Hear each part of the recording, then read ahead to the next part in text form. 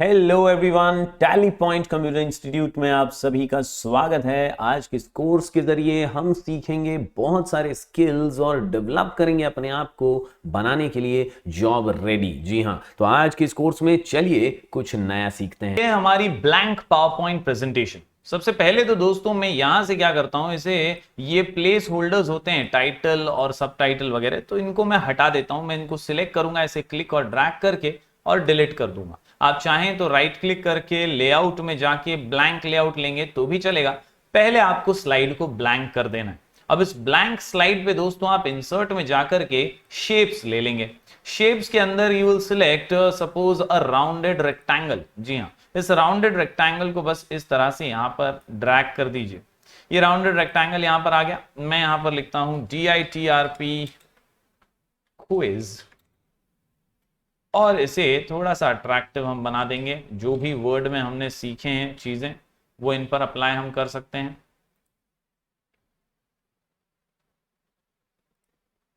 Basic जो भी formatting है वो इस पे अप्लाई कर देते हैं। ठीक है, ये करने के बाद दोस्तों हम अब क्या करेंगे, एक और राउंडेड रेक्टेंगल ले लेंगे। मैं कंट्रोल D प्रेस करता हूं, सेम टू सेम एक और राउंडेड रेक्टेंगल हमारे सामने आ चुका है। और अब यहां पर मैं लिखता हूं क्वेश्चन। जैसे मैं लिखता हूं यहां पर keyboard is a dash device. तो ये दोस्तों हो गया हमारा क्वेश्चन। आप देख सकते हैं ये मैंने क्वेश्चन टाइप कर दिया। मैं इसे कलर दे देता हूं। ओके, अब दोस्तों हमें ऑप्शंस देने हैं, बिल्कुल एकदम क्विज की तरह ही हम इसे डिजाइन कर रहे हैं। मैं इंसर्ट में जाता हूं और एक और राउंडेड रेक्टेंगल ले लेता हूं।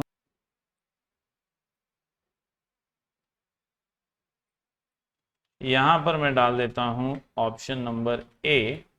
इसमें डालते हैं पहला ऑप्शन इनपुट। इसी का डुप्लीकेट कर देता हूं दोस्तों और यहां पर मैं डाल देता हूं ऑप्शन B। ऑप्शन B है सपोज आउटपुट।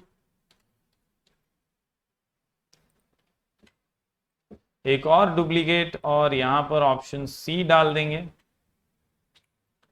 प्रोसेसिंग।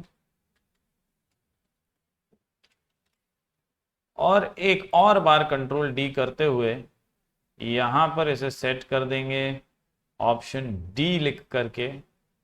हम सॉरी, इसे हम ऊपर ले लेते हैं और ये वाले को नीचे ले लेंगे। यहां पर ऑप्शन D हम डाल देंगे। ऑप्शन D में हम सपोज लिख देते हैं एक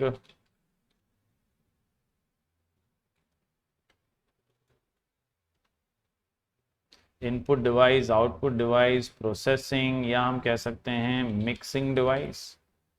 तो जो भी है, चार ऑप्शंस हमने हमारे क्विज के हिसाब से यहां पर डाल दिए।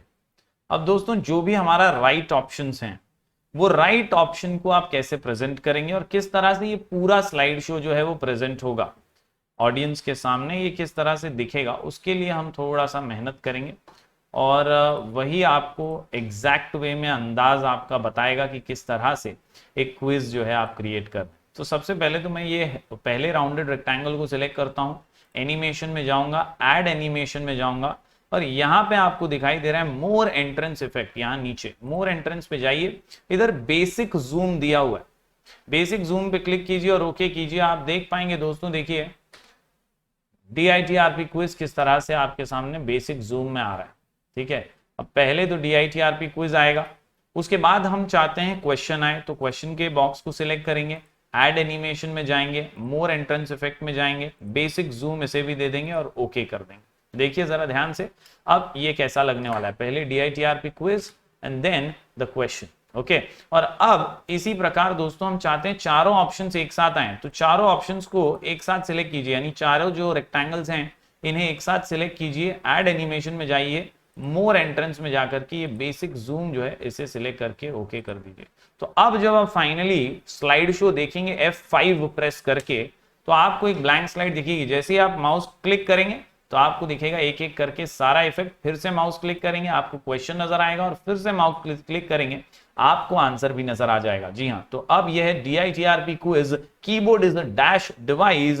ऑप्शन आपके सामने है चार, input, A, option B output, option C processing, D mixing. तो दोस्तों अब ये चारों में से सही जवाब कौन सा है? यूजर क्लिक करेगा अपने पसंदीदा आंसर पे और जैसे ही वो क्लिक करे वहां पर पता चलना चाहिए कि राइट आंसर है या नहीं। तो उसके लिए क्या करेंगे? तो फॉर एग्जाम्पल अगर ये वाला राइट आंसर है तो आप इसे सिलेक्ट कीजिए, जो भी राइट बॉक्स हो आपका उसको क्लिक कीजिए, ऐड एनिमेशन में जाइए और यहां पर आपको फिल कलर एम्फोसिस में ऑप्शन मिलेगा। जी हाँ, एम्फोसिस के अंदर फिल कलर, आपको मोर एम्फोसिस में जाकर भी ये फिल कलर का ऑप्शन मिलता है। बेसिक ऑप्शन है ये। फिल कलर पे जैसे ही आप क्लिक करके ओके करेंगे दोस्तों, आप देख पाएंगे कि यहां पर कलर ऑटोमेटिकली आ जाएगा। जरा देखिए कैसा दिखता है। अब जैसे ही राइट आंसर पे क्लिक किया उस पे इफेक्ट तो नजर आ रहा है, लेकिन भैया ग्रीन इफेक्ट चाहिए। यहां पे तो कोई और ही कलर का इफेक्ट आ रहा है, तो उसे ग्रीन कैसे करेंगे? आपको सिलेक्ट करना है दोस्तों, और जैसे ही आप क्लिक करेंगे उस पर्टिकुलर बॉक्स पे और एनिमेशन पेन में इफेक्ट ऑप्शंस वगैरह देखेंगे तो आप समझ पाएंगे दोस्तों कि कैसे एग्जैक्टली वहां का हमें जो कलर है वो चेंज करना है। ओके, तो आपको बस यहां से फिल जो है एनिमेशन पेन में जाकर के इफेक्ट पे क्लिक कर देना है। जैसे ही आप इफेक्ट पे क्लिक करेंगे यहां पे इफेक्ट ऑप्शंस आ जाएगा ऊपर और इधर आप उसको ग्रीन कर सकते हैं। Which ever green you want वो ग्रीन यहां पर आ जाएगा ऑटोमेटिकली। और जैसे ही अब आप स्लाइड शो रन करेंगे आपके सामने क्वेश्चन, सबसे पहले DITRP क्विज क्वेश्चन आ गया, यहां पर सारे ऑप्शंस आ गए। अब आप सोचेंगे और आंसर पे जैसे क्लिक करेंगे आपका आंसर जो है वहां पर ग्रीन कलर में राइट होगा तो नजर आ जाएगा। Whatever the right answer is, that will be highlighted in green। तो इस प्रकार आप कौन बनेगा करोड़पति जैसा सिमिलर टाइप का एक क्विज क्रिएट कर सकते हैं। आपको जितने भी क्वेश्चंस ऐड करने हैं आप कर सकते हैं, बस आप पूरी स्लाइड को डुप्लीकेट करते जाइए। ये जो स्लाइड है पहली स्लाइड बन गई, अब आप इसी को डुप्लीकेट कीजिए Ctrl+D, तो एक और स्लाइड बन गई। अब बस आप यहाँ पे क्वेश्चन चेंज कर दीजिए, जैसे monitor is a dash device मैंने यहां कर दिया। अब राइट ऑप्शन तो ये है मेरा, लेकिन इस बार जो है monitor is not an input device, ये एक आउटपुट डिवाइस है कि नहीं? तो आप क्या करेंगे, यहां पर जो है इसके ऊपर से एनिमेशन पेन में जाकर के ये इफेक्ट जो है ये रिमूव कर देंगे यहां से। ये ऑप्शन रिमूव हो गया। अब जो आउटपुट वाला हमारा राइट आंसर है उसी को सिलेक्ट करेंगे और ऐड एनिमेशन में जाके फिल कलर उस पर अप्लाई कर दीजिए। फिल कलर का इफेक्ट ऑप्शन में जाइए और उसे ग्रीन कर दीजिए। तो जब अब आप अपना स्लाइड शो देखेंगे F5 करते हुए तो आपको नजर आएगा दोस्तों पहला क्वेश्चन जिसमें राइट आंसर इनपुट है तो वो ग्रीन हो गया है। दूसरा क्वेश्चन अब आपके सामने आएगा, monitor is the dash device, और चारों ऑप्शंस आ जाएंगे। जैसे ही आप क्लिक करेंगे किसी भी ऑप्शन पे आपको राइट आंसर अब दूसरा दिखेगा। तो इस प्रकार सेम टू सेम प्रोसीजर करके आप जितने भी क्वेश्चंस चाहें Ctrl+D डुप्लीकेट करते हुए ऐड कर सकते हैं। इसको लुक एंड फील अच्छा देना है तो ये आप दे सकते हैं, जैसे भी इफेक्ट्स आप देना चाहें दे सकते हैं। ये तो मैंने सिर्फ और सिर्फ आपको एक तरीका बताया कि कैसे बेसिक रेक्टेंगल्स वगैरह लेकर के आप क्विज बना सकते हैं, एकदम बेसिक सा। लेकिन आप जैसा चाहें वैसा डिजाइन कर सकते हैं। कई बार मेरे कई स्टूडेंट्स ने सेम टू सेम हूबहू जैसा कौन बनेगा करोड़पति का टेम्पलेट होता है सेम टू सेम वैसा भी बनाया है। उसके लिए आपको नई स्लाइड लेते हुए ये डिजाइन्स में आपको अल्टरेशन करने हैं, डिजाइन्स आपको अलग अलग चूज करनी है। इसके अलावा आपको फॉन्ट थोड़े अलग लेने होंगे।